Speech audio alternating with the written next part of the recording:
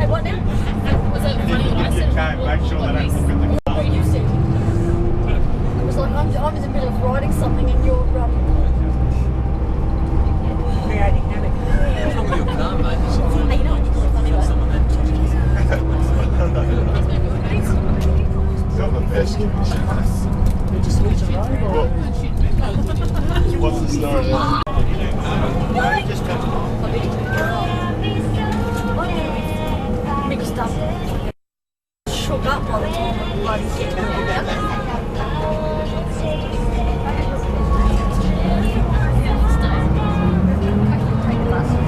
Yeah, I'm going to reach halfway. Oopsie. How many members does it take? Right.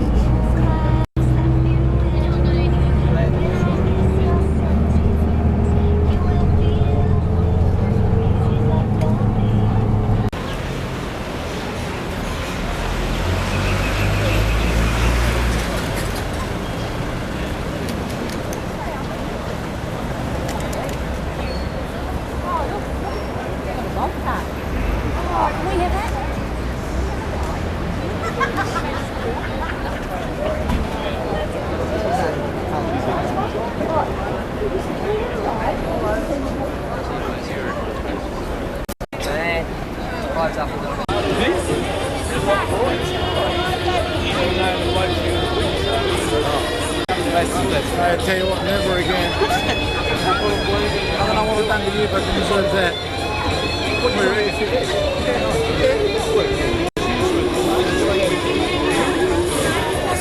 All the rooms are too big.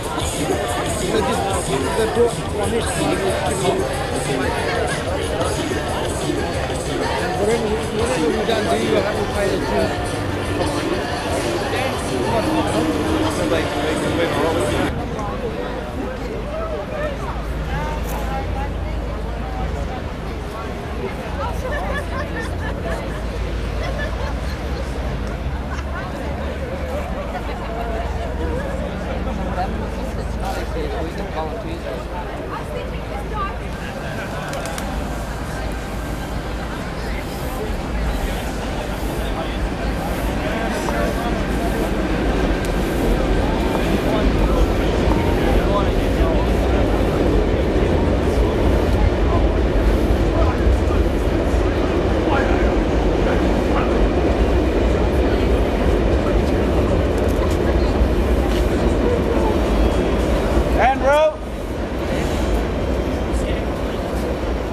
We're just joining the queue over here if you want to find something. That's right. Thank you.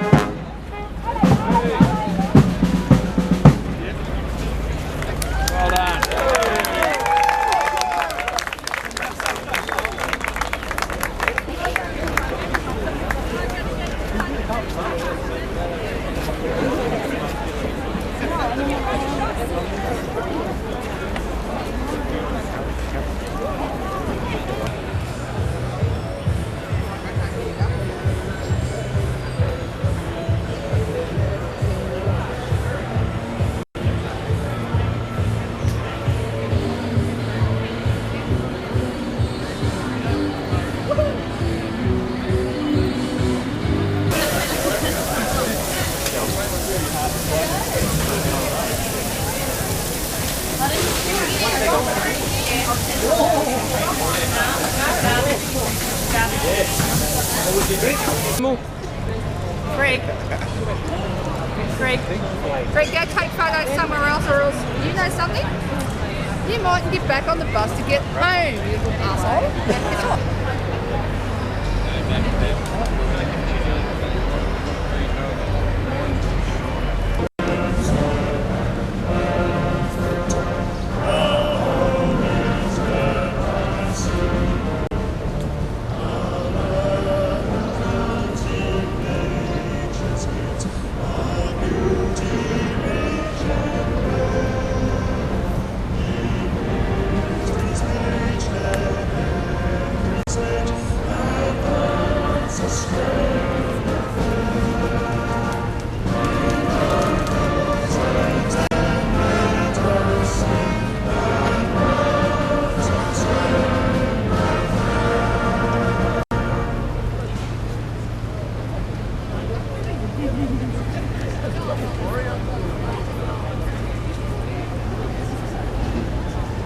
Ladies and gentlemen, the Director General of the New South Wales State Emergency Service, Brigadier McNamara.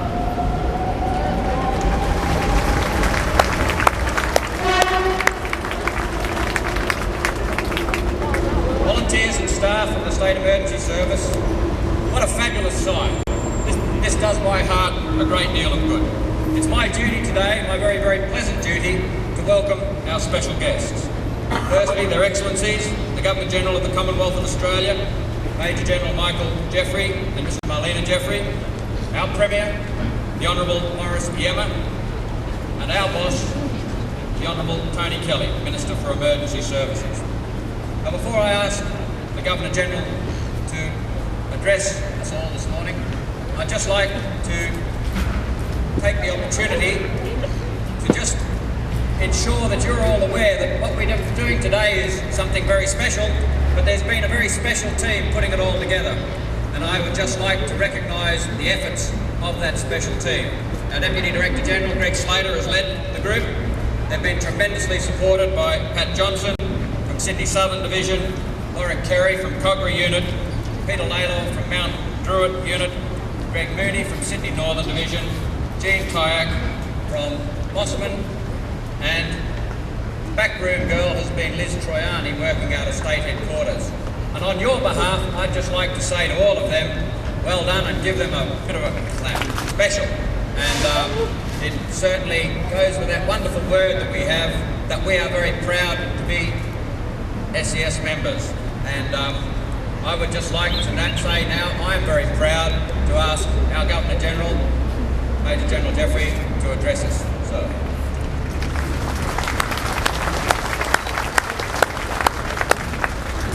Well, thank you very much, Philip. Ladies and gentlemen, mightn't know that years ago this young fellow was then used to work for me, so if he's pretty good, I take full credit. If he's not, I disown all responsibility. But I have to say, I'm used to looking on seas and green uniformed people, but it is wonderful today to look upon the orange. But to the Premier, the Honourable Maurice Biema, the Honourable Tony Kelly, Minister for Emergency Services, to Brigadier McNamara and Mrs McNamara, to Councillor Verity Firth, the Deputy Lord Mayor of Sydney, to all you members of the SES, ladies and gentlemen. It really is a tremendous pleasure for Marlene and me to be with you all today. And a heartiest congratulations on your 50th. Give yourself a big round of applause. It's a lovely.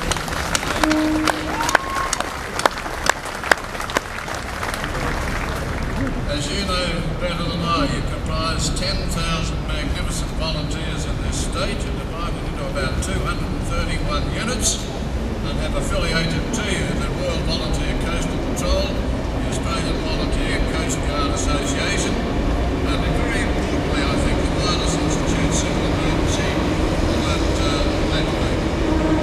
We're going to have a look at you on play today. I'm sure the group will be absolutely tremendous. But if it's not, give you a wave instead of a salute. But I also say what a great pleasure it is to be associated with Major General Laurie Howard, your former boss as Director General, and now on the running the management committee. They're two old friends. I'd like to think you'd all agree with the thought but I must do something solves more problems than simply lamenting something must be done.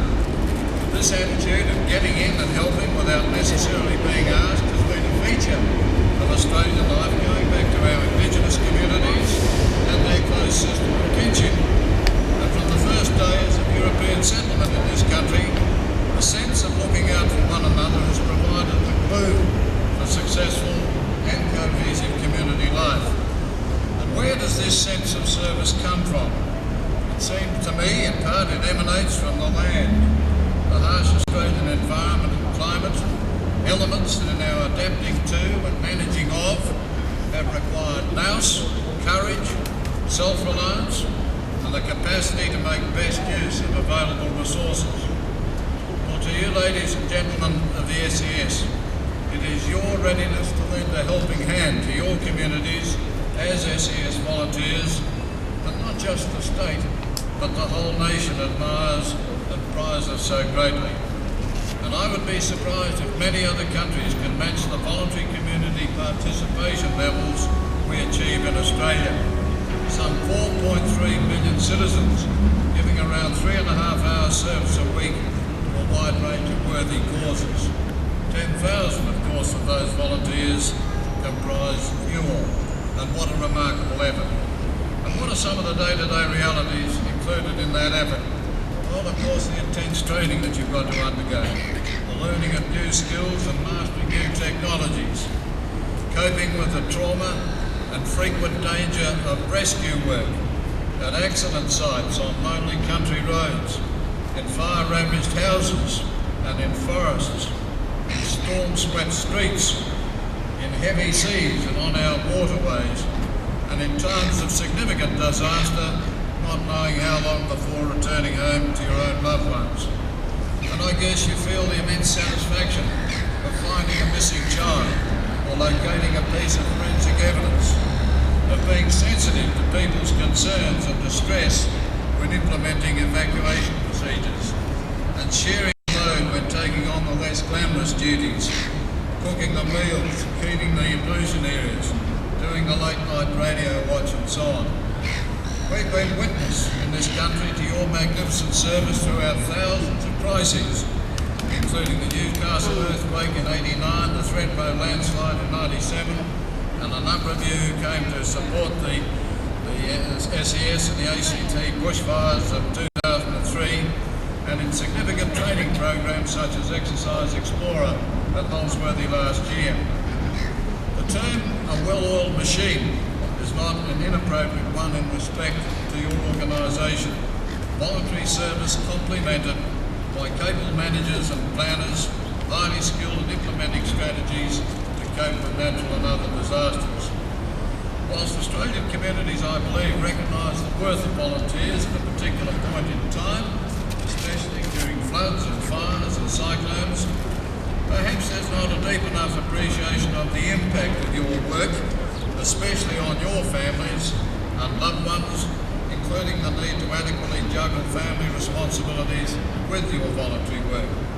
Ladies and gentlemen, 41 years ago, Donald Horne coined the term "the lucky country," admittedly with a touch of irony, to describe Australia. Yet the statement's true. In so many ways our nation is blessed. What makes it so? Is it our weather? Is it our outdoors lifestyle? Is it our geographic isolation from major trouble spots? Our favourable economic situation? Do our great sporting stars and teams give us our distinctiveness? So where does our real wealth, our good fortune lie? As I see it, the work of volunteers across the length and breadth of Australia has contributed markedly to our being a lucky country. And in economic terms alone, what other sector contributes the several billions of dollars a year you volunteers give in unpaid time to the Australian economy? Ladies and gentlemen, I see your work as active citizenship. The swinging pendulum of times and conditions may cause us to change direction, to develop new strategies, to master new technologies, to develop new ways of finding solutions to old problems. However, our nation would not progress, it would not be the country it is, were it not for the recognition and retention of our core values important one of which is the concept of service above self. I want you all to know how much I and all Australians applaud and admire your contribution to our society and admire everything that you do in helping those in need. I extend to you my sincere thanks for your commitment to the state's social cohesion and peace of mind, both in preempting disaster or handling it so ably when such a situation occurs.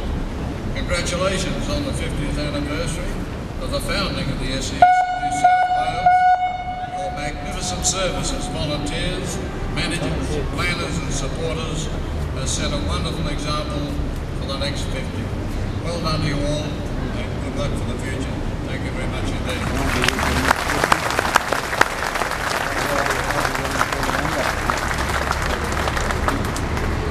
Your Excellency, on behalf of the volunteers and staff of the State Emergency Service, thank you for your inspiring words today. You mentioned that we do always turn out when things are required in the community, and that's no different today. Our numbers would have been slightly bigger today if not for a search that's going on in the Via area for a young girl, and also some bushwalkers missing in the Blue Mountains. So some of our Blue Mountains team are also not here. Ladies and gentlemen, I would also just like to point out that there's a very special group sitting just behind me, and they are our 3 original volunteers. They have been serving for as long as we have had service.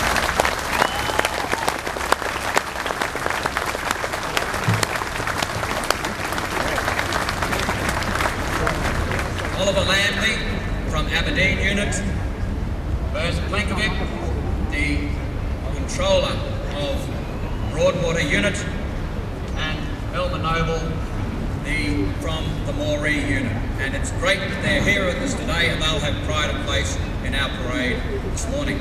Could I also just mention that we do have a great little group over here that's new to some of you, and that's the SES Band. And don't they look fabulous?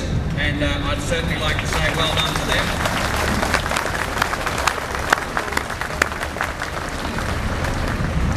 When they're not dressed in orange, they are in fact the Blacktown City Band, but I think they look fabulous in orange, and you'll hear their music throughout the morning. It's now my great pleasure to ask our Premier, who is a keen supporter of the State Emergency Service, travelled with me on Thursday to see the good work that our Molong unit had done, and talk to our volunteers out there and the people affected by the flood. But it's now my pleasure to introduce our Premier, the Honourable Morris Piao.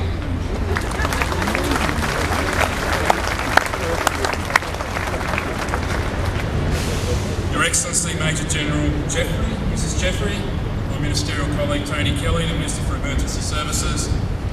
Thank you, Brigadier Philip McNamara, for that introduction. Volunteers and staff of the State Emergency Service. If any reminder were needed of the essential place of the SES in our lives, we surely found it in the events past week. Sunday night's mini cyclone in Broken Hill and the torrential rains that swept much of the state, particularly the central west, in the following days. Those emergencies, though mercifully smaller in scale, were not unlike the one that brought this great service into being half a century ago. The floods that devastated the Hunter Valley and the north and central west in 1955.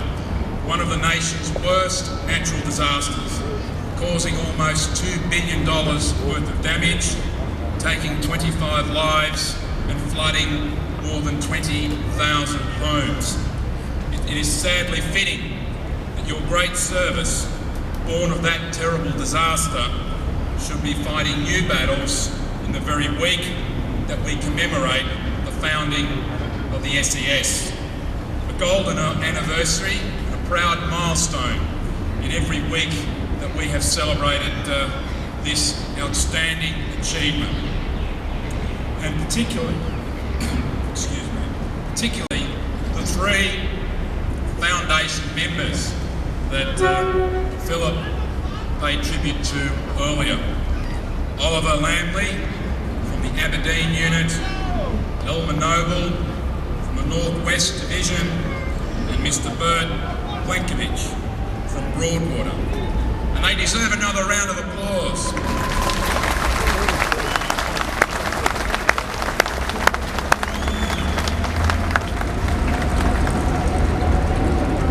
All three joined the service in 1955 when it was established in the wake of those floods that I just mentioned.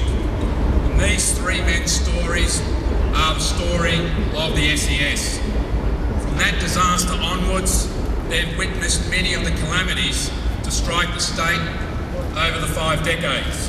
The Nyngan and North Coast floods, the Newcastle earthquake, the Thredbo landslide, the Sydney hailstorm, to name a few. Their hard work, dedication and professionalism have been typical of the qualities that you've all shown.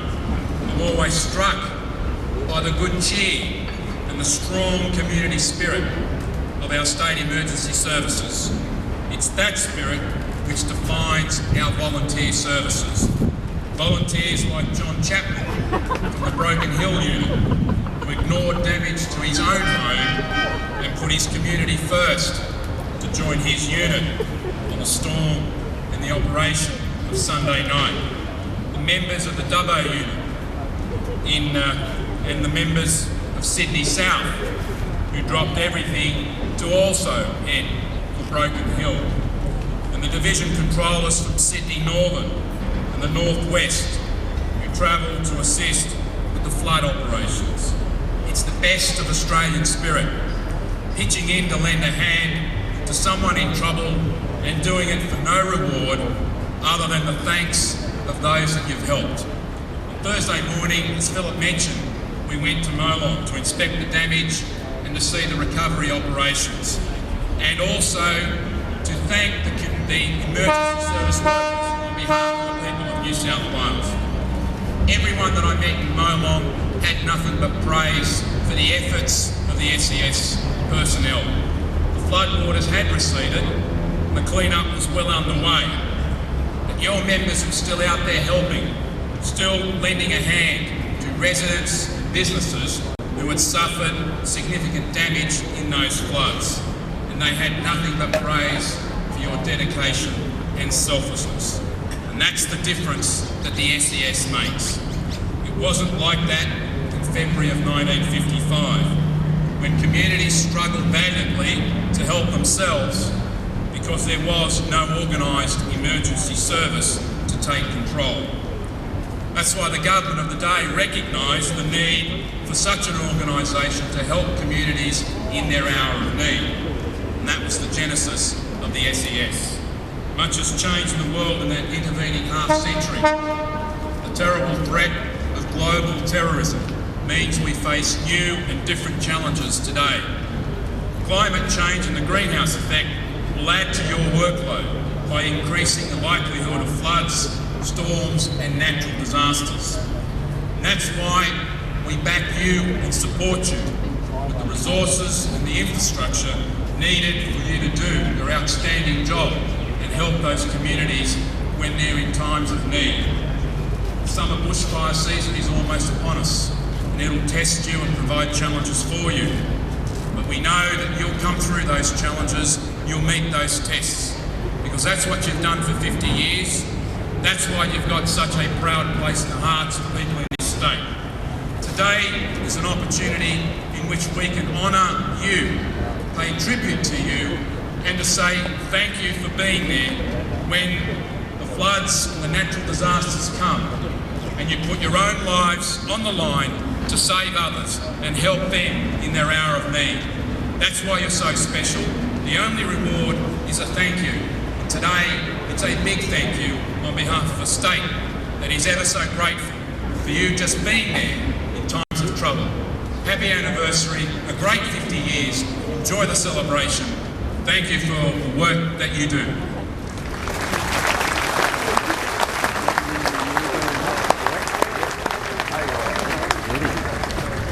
Premier, on behalf of the volunteers and staff of the State Emergency Service, and we'd just like to say thank you very much for your words this morning, and to you and the Minister, I'd particularly like to say thank you for the great support that you give to our organisation. We had a very important activity yesterday when I had all the controllers together at Sydney Masonic Centre. We had a day to talk about where we'd come from, but we also focused on our future, and no doubt you'll get some feedback on all of that. But we also did a very important thing. The Minister launched your book, and I've got a copy, and I had an opportunity to spend Thursday night reading it, and it's a great story. There's lots of heroes in it, and those heroes are all of you. I hope very soon you'll all have your copy and you'll enjoy it as much as I did on Thursday night, and I'm going to continue to do. And I'd like, on your behalf, to thank the author who's out there somewhere, Chaz Keys. He's probably there with some of you at the moment, but I'd like, on your behalf, to say thank you to Chaz for a great job in putting our book together.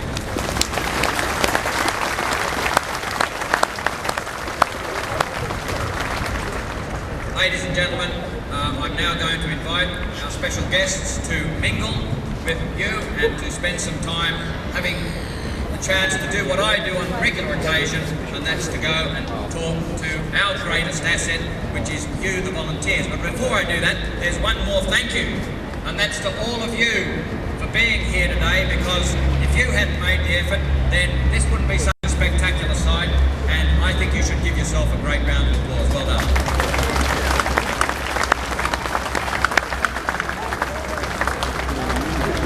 Excellency, Premier, Minister, if I could ask you now to join us as we mingle. Thank you very much, ladies and gentlemen.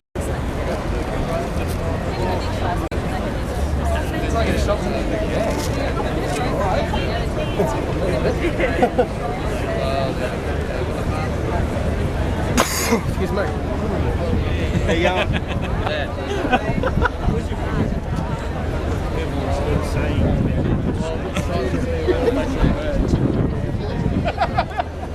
Your Excellency, could I introduce Simon McNamara, not my son, but we do a father and son team. He's from Bride Unit.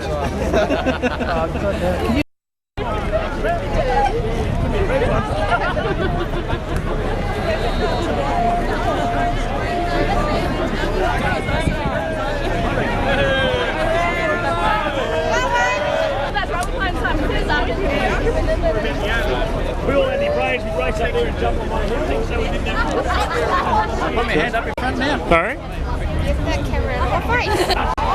Arm takes apart. Mexican wave!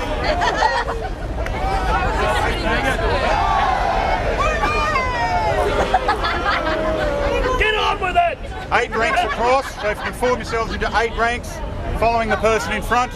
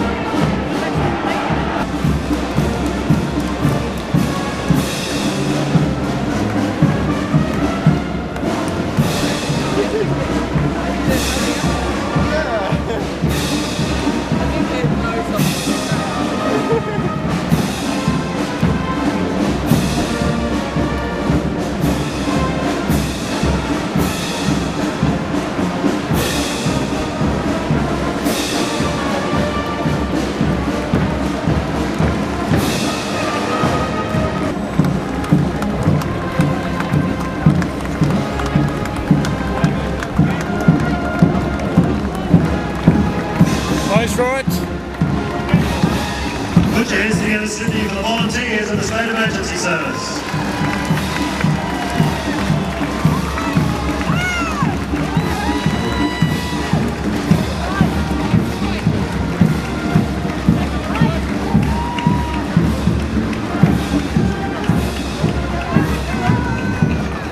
Volunteers.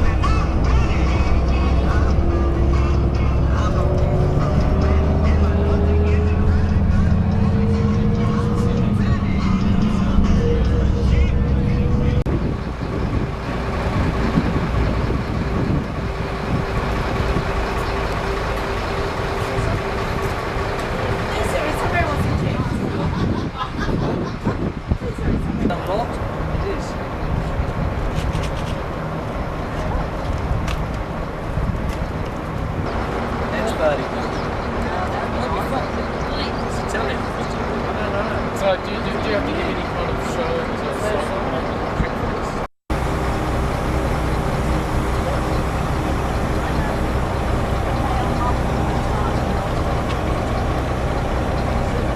Out of my face. Something happens with this one, I'm staying single.